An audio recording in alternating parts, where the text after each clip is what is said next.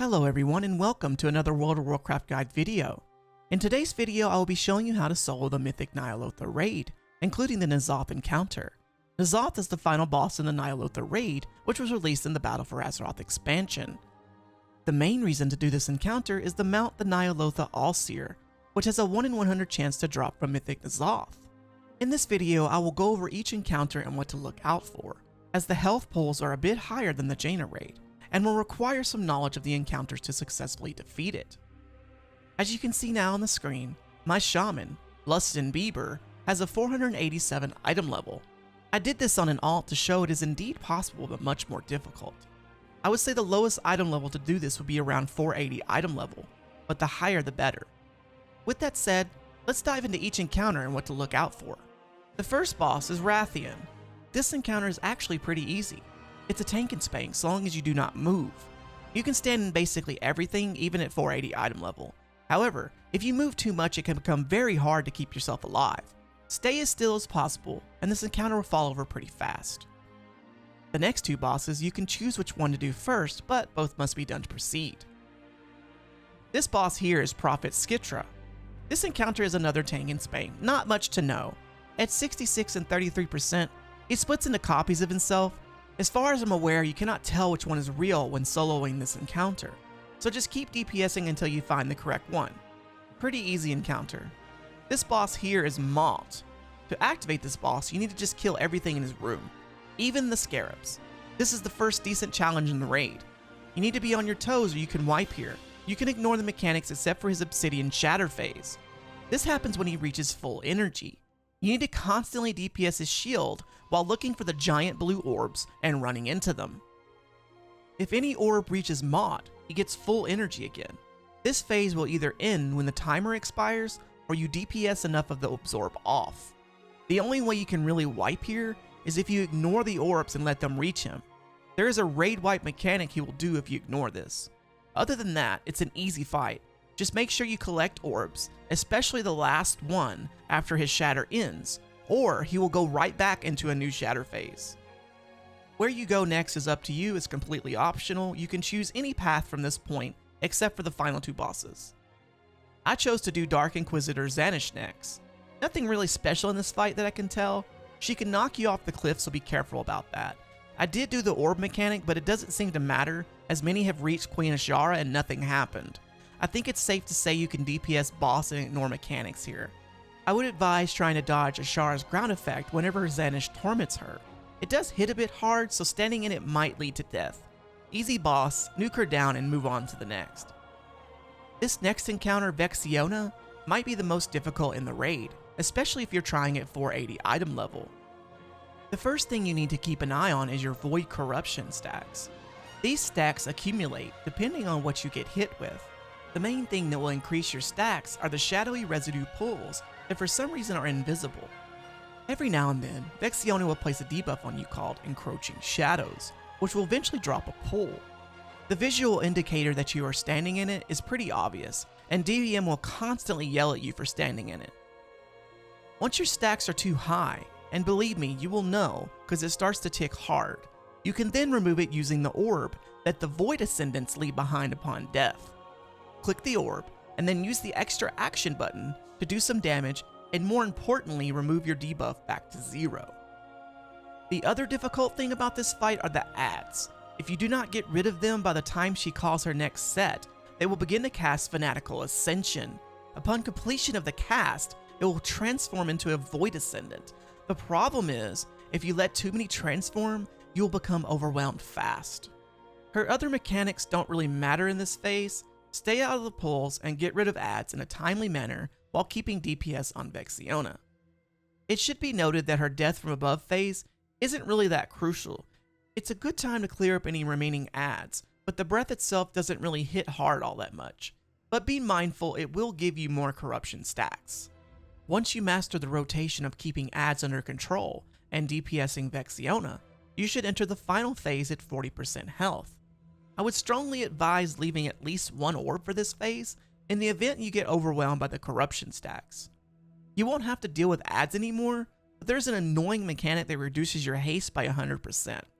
There is no way to avoid it in solo sadly, so you just have to deal with it.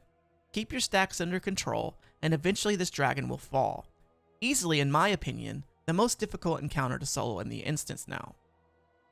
The next boss I did was Shadhar the Insatiable. You can find the entrance to this wing in the center where the giant maw is located. Shadhar was extremely easy, just a tank and spank. You shouldn't find yourself having much trouble doing this big fella. Next boss is Drestagath, another extremely easy fight once you understand what to do. Each ad drops several purple orbs on the ground. When you grab one, you get a 30-second buff that allows you to DPS Drestagath.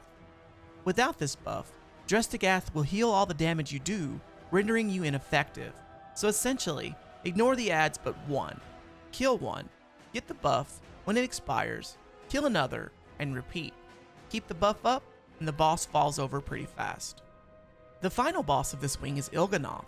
Very easy fight. Avoid the beam in the middle, it will leave a pool and silence you. Each time you bring the boss to 0%, it will allow you to target his organs. The sides of this room will open, and you will see 3 organs of corruption. You can only kill one per phase. Kill one, interrupt the pumping blood cast if you can. Once it goes down, you go back to the boss.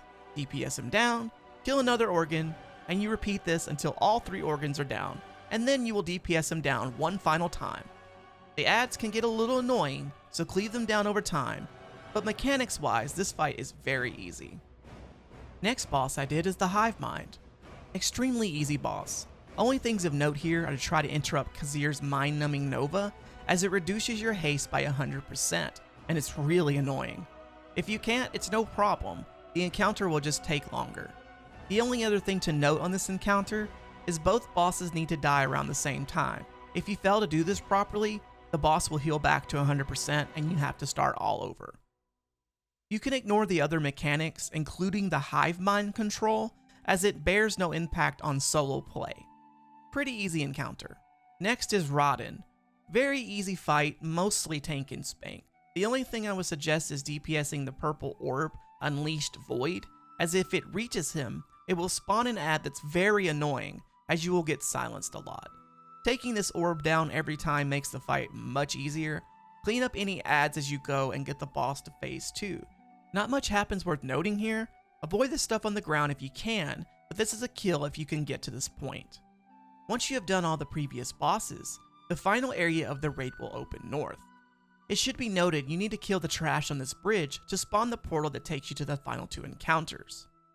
Once you enter, you'll be treated to a cinematic from Wrathion. This leads to the penultimate encounter, Fury of N'Zoth. Surprisingly, this isn't that difficult. Now before you can fight this boss, you need to clear out the ads on both sides until the boss becomes active. It should be noted you no longer need the legendary cloak to do this or the final N'Zoth encounter. In fact, you can ignore sanity entirely, as once you reach 0% sanity, you are given the gift of N'Zoth buff, but instead of dying when it expires, it just takes you back to 30% sanity.